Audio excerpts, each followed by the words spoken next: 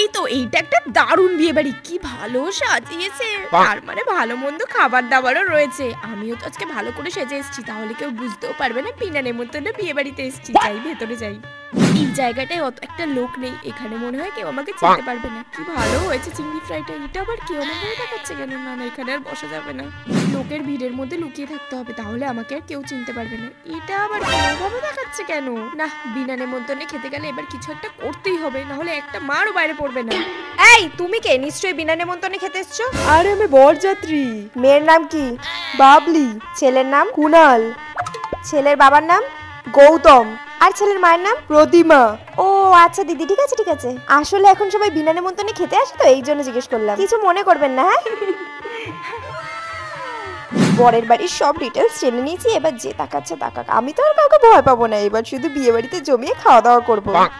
ওরে বাবারে, ওটা আবার কেউ কাকিমাটা তাকাচ্ছে কেন আমার দিকে এভাবে? ও আমি তো ভুলেই গেছিলাম, আমি তো সব জেনে নিয়েছি। আমি কেন ভয় পাবো? এবার আমি জমিয়ে খাওয়া দাওয়া করবো, আর ভয় পাবো না। দাদা আর একটা দেবে। দারুণ হয়েছে ফিশ ফ্রাইটা, আরো 2-4টে খেতে হবে। সত্যি আজকে প্ল্যানটা ভালোই ছিল, সব ডিটেলস জেনে নিয়েছি, আর কোনো চিন্তা নেই। এরকম ভাবে যদি মাসে 4-5টা বিনা নেমন্তন্নে বিয়ে বাড়ি পেয়ে যাই, আর কি চাই? আজকে তো ইলিশ মাছ 4-5টা খেয়ে নেবো।